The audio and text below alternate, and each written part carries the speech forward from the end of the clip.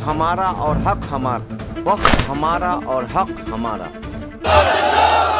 वक्फ bill वापस लो, वक्फ bill नहीं चलेगा, वक्फ बिल नहीं सहेंगे, वक्फ बिल खारिज करो, वक्फ बिल वापस लो। वक्फ संशोधन विधेयक के विरोध में 18 अप्रैल 2025 शुक्रवार को बोची ईदगाह सरकारी मदरसा के पास एक शांतिपूर्ण विरोध प्रदर्शन का आयोजन किया गया। इस कार्यक्रम की अध्यक्षता जहां मुफ्ती अतीकुल्लाह रहमानी ने की, वहीं नेतृत्व कारी जसीमुद्दीन हुसामी ने किया। यह आयोजन बोची पंचायत के मुखिया मोहम्मद अली हसन की निगरानी में संपन्न हुआ। मुख्य वक्ताओं में शामिल रहे राशिद अनवर, डॉक्टर तबरेज हसन, कारी अनवार आलम, मौलाना नियाज कासमी और फैसल जावेद यासीन। कार्यक्रम के संयोजक थे हाफिज अबू तालिब अहमद, जबकि आयोजन की जिम्मेदारी नौजवान बोची बुटरबाड़ी रामपुर ने बखूबी निभाई।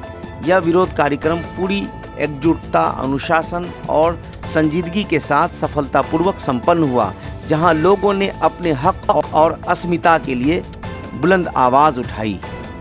ये सुदूर सा इलाका है, यहाँ पे ये प्रोग्राम करने का क्या मतलब? देखिए, वक्फ तरमीमी एक्ट को लेकर के व्हाट्सएप यूनिवर्सिटी और फेसबुक यूनिवर्सिटी में जो गलतफहमियाँ फैलाई गई है, तो इसमें पूरा मुल्क बेचैन है। ख़ास तौर से हमारा जो इलाका है, इस इलाके के अंदर में बहुत सारे लोगों का ये कहना था कि ये वक्फ तरमीमी एक्ट जो है वो सही है। तो इसके क्या फ़ायदे हैं, क्या नुकसान है, ये बताने के लिए हमें एक प्रोग्राम करने की ज़रूरत महसूस हुई। आज बोची के ईदगाह में इसी प्रोग्राम को करके हमने लोगों को ये बताया, और जो हमारे वक्ता लोग आए थे उन्होंने बताया कि वक्फ तरमीमी एक्ट कितना नुकसानदेह है हमारे लिए और कितना फ़ायदेमंद है। इसी पर चर्चा हुई थी, इसी के लिए प्रोग्राम किया गया था। परिचय दीजिए। जसीमुद्दीन। कानून बन गया है, कानून जिन इंसानों के लिए बना है उन्हें ये पसंद नहीं है। इस कानून को हर हाल में वापस लेना होगा। इसीलिए हम लोग एहतजाज कर रहे हैं। ये राष्ट्रीय और अंतर्राष्ट्रीय स्तर का एहतजाज है। हमारे ज़मीन पे और सेकुलर तबके के जो लोग हैं उनको ये बहुत बुरा लग रहा है कि कब्ज़ा करने की कोशिश हो रही है। तो जो भी सेकुलर लोग हैं, चाहे जिसी भी जात धर्म के हैं, उन लोगों के साथ हम लोग बैठकर जगह जगह एक प्रोग्राम करने का कोशिश कर रहे हैं। यहाँ पे कारी जसीम साहब और बहुत सारे लोगों ने एक प्रोग्राम किया था, इसमें हम लोग आए थे यहाँ पे। तो यहाँ पे हम लोग ये लोगों को बता रहे थे वक्फ बिल पे यहाँ पे क्लियर चर्चा हुई है, जो कानून बनने के बाद क्या क्या हो सकता है, क्या कमी है, क्या नहीं है, और लोगों को समझाया गया है। यहाँ पे 99% से अधिक लोगों, मतलब 100% लोगों ने ये समझा कि ये बिल हमारे लिए बहुत ख़तरनाक है। ये हमारे कब्रिस्तान पे कब्जा का है, मस्जिद पे कब्जा का प्रयास है, यतीम खाना पे कब्जा का प्रयास है, और हमें इस देश के दुय्यम दर्जे के नागरिक की तरह चिढ़ाने के लिए एक कोशिश हो रही है। तो हम अमित शाह जी और मोदी जी और नीतीश कुमार जी को ये कहना चाहते हैं, अब आम जनता चाहे वो किसी भी धर्म का हो, वो जाग चुका है और एक बड़ा एहतजाज होना है अररिया में। उसकी भी एक तरह से तैयारी के रूप में देख सकते हैं आप, उसकी भी हम लोग तैयारी कर रहे हैं। तो ये बिल हर हाल में वापस लेना होगा। जैसे किसान बिल वापस हुआ था, किसान एक्ट वापस हुआ था, उसी तरह वक्फ एक्ट भी हर हाल में वापस होगा। ये एहतजाज हर गली मोहल्ले चलता ही रहेगा। जो भी जहाँ बुलाएंगे हम लोग जाने का काम करेंगे, कुछ जगह ऑर्गेनाइज करने का काम करेंगे। लेकिन मैं तमाम अररिया वासियों से अपील करता हूँ, बिहार वासियों से अपील करता हूँ कि इस बिल के खिलाफ, इस कानून के खिलाफ आप लोग रोड पर उतरें, एहतजाज करें और कंटिन्यू रखें। इसमें किसी तरह का इसमें इख्तलाफ नहीं होना चाहिए। सभी लोग एकजुट होकर, आप जो भी हैं, अगर सेकुलर सोच है आपका तो आप लोग आएँ हमारे साथ और हम आपके साथ जाएं और इस बिल के, इस एक्ट के खिलाफ जमकर हम लोग उठ पाएँ। परिचय दीजिए। फैसल जावेद यासीन। नहीं, सबसे पहली बात है सुप्रीम कोर्ट का हम धन्यवाद देना चाहते हैं इस सरजमीन से। और सुप्रीम कोर्ट का फ़ैसला हमेशा तारीख़ी फ़ैसला रहा है और कॉन्स्टिट्यूशन पे हम बिलीव करते हैं। बाबा साहब ने कहा था कि जब सड़कें खामोश हो जाएंगी, बाबा साहब ने, राम मनोहर लोहिया ने कहा था, जब सड़कें खामोश हो जाएंगी सांसद आवारा हो जाएगा। तो हम लोग सड़क को खामोश नहीं देखना चाहते हैं और न करना चाहते हैं, बल्कि हम लोग सड़क को जाम करना चाहते हैं। इसलिए कि ये भी हमारा बाबा साहब ये अधिकार देता है। और बाबा साहब ने ये भी कहा था कि हमको एजिटेट करने का उन्होंने बाज़ाब्ता कॉन्स्टिट्यूशन में लिखा है।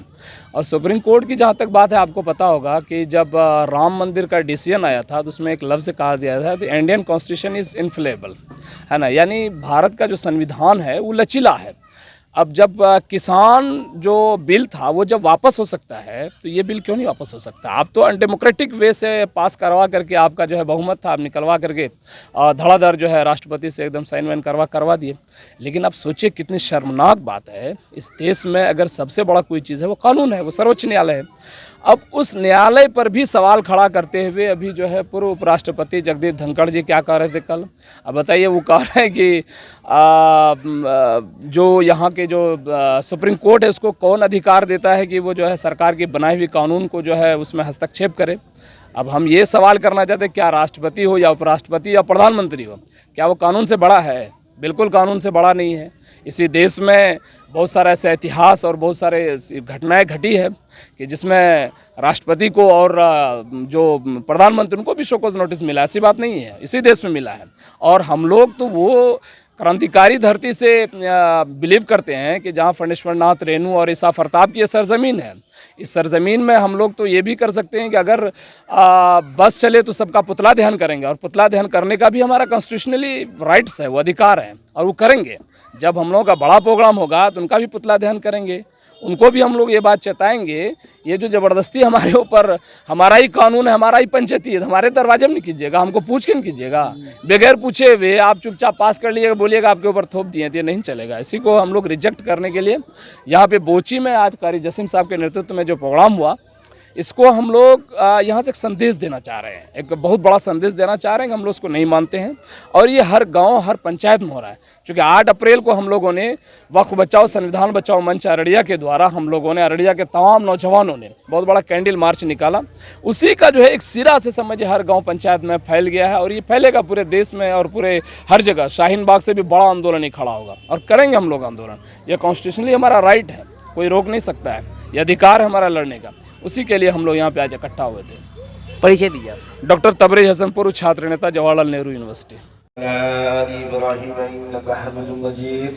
अल्लाहुम्मा बारिक अला मुहम्मद व अला आलि मुहम्मद कमा बारकता अला इब्राहीम व अला आलि इब्राहीम इन्नका हमीदुम मजीद।